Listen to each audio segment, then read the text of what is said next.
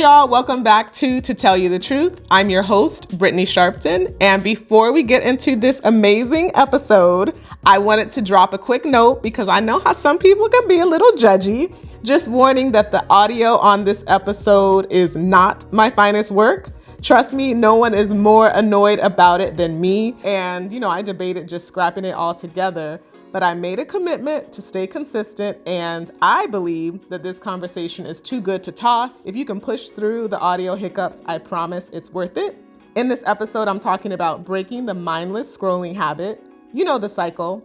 We pick up our phone, we open up the apps, there's Instagram, TikTok, YouTube, Facebook, whatever. Next thing you know, 45 minutes, gone. I wanted to be more intentional with my time and consumption, so I started picking up books instead. I used to be a very avid reader, and I missed that part of Brittany, and I'm really enjoying this new journey. I was looking for book recommendations, and you guys definitely delivered, so thank you.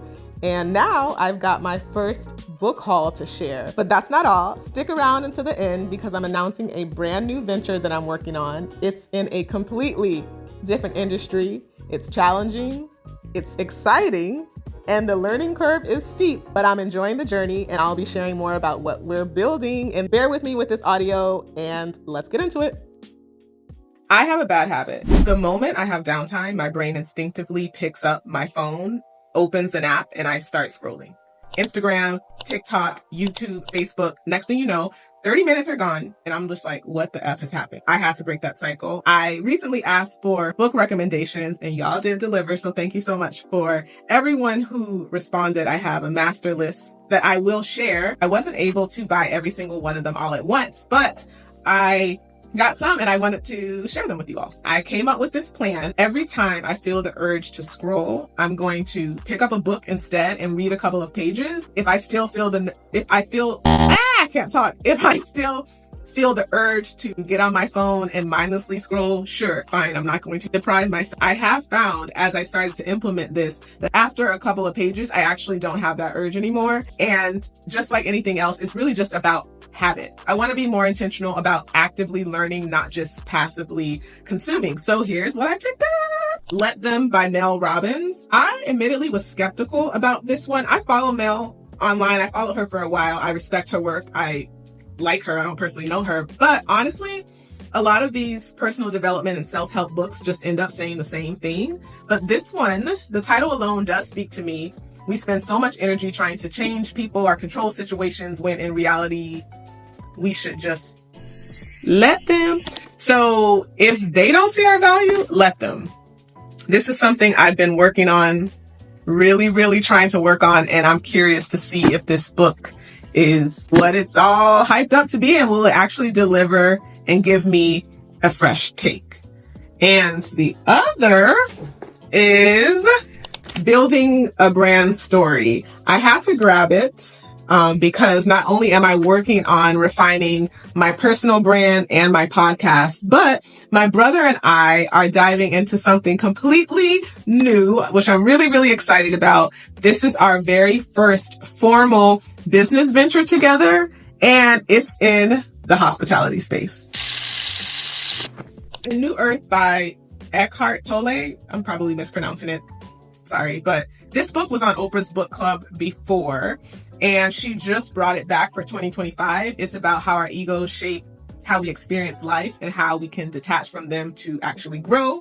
I know for a fact that 10 years ago, I wouldn't have been ready for this book, but now I feel like it's exactly what I need. So we'll see. This is the only book that has been on Oprah's book club list twice. Let's see if it lives up to the hype.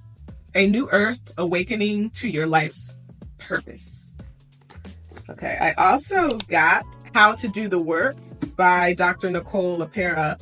I follow her online as well. She goes by the Holistic Psychologist, and this is about recognizing patterns and breaking cycles. So if you ever feel like you're running into the same issues, whether it's relationships, career, or mindset, this book is supposed to help you figure out why. And honestly, I probably have a few patterns that I need to break. So we'll see. Yeah, how to do the work, recognize your patterns, heal from your past, and create yourself. You know, as I hold these books, actually, it reminds me of like what I miss about reading, like the weight of the book alone. Like these are both hardcover. Like I miss this, the texture. This is a raised front cover. The text is raised. There's this is the little yellow spots are raised. It actually feels like Braille, like it's the weight of it. Literally, like even the smell of the pages is just something that you can't get from an audiobook. You can't get from a Kindle. I have both. I'm not knocking those. I'm going to continue to use them, but I did miss the physical experience of reading. Like it brings me back to like, what was it? The Scholastic Book Fair back in elementary school. That used to be, I was looking forward to that. But yeah, I'm excited. Let's see, I'm kind of off track. Oh, $100 million offers. How to make offers so good people feel stupid saying no. Now, I know I'm not Alex Hormozi's target audience. Like, quite candidly, I mean, I respect what he's built, what he's done, and the way that this book is even written, I can tell. But anyone who has done it in real life, not just theory, I'm here to listen. I will listen to you. How did you get there? Let me know. I've built businesses, I've sold businesses, but I always want to sharpen my skills. These books are about refining how to package and position what you do, which is something every entrepreneur or professional should know. So we'll see what it is. The text in here is gigantic. It's like super jumbo. There's graphics. I can see myself finishing this in 2 days. He even said he wrote it that way. So there is that. And I want to talk a little bit more about building a brand story. No, I don't know Donald Miller. I'm not getting paid for this at all, but it was recommended to me from a good friend who started a beauty brand from scratch. And building any business from scratch is already hard, but stepping into a brand new industry, that's a whole other game. And I'm learning this firsthand as my brother and I are building our very first formal venture together in the hospitality space. Now, we have worked on things together before. He's helped me. I've helped him. We bounce ideas off of each other all the time. Like, we're probably the most nerdy, entrepreneurial siblings, all three of us.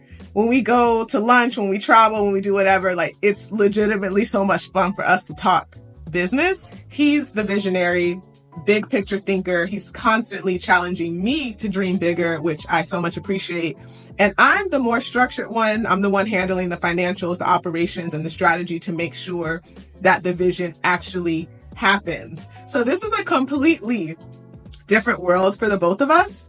And the learning curve is steep as there are so many different moving parts, all the consultants, so many different things to manage in a space that is different for both of us. Storytelling and branding are critical in hospitality. And instead of just being critical of how other places do things, we're finally creating something of our own. So I'm really excited. We both went to school for finance, but went on completely different paths. Daryl studied finance at the University of Miami, where he also played football. And when he graduated, he was drafted to the Houston Texans. He played there for some years, as well as two other teams. I got my bachelor's from the Wharton School at the University of Pennsylvania. Go Quakers, woo woo. After that, I went into investment banking. After banking, I went into management consulting. And now I have a financial and business advisory firm. So I advise small businesses as well as municipalities in the infrastructure space. So if you've read any of these, let me know. Let me know what you think. And if you're working on breaking the mindless scroll cycle too, we can do this challenge together. All right. Bye. What do they say online? I always see like little young girls. They be so cute talking about, I'm doing it wrong. They do it. I don't know. Bye.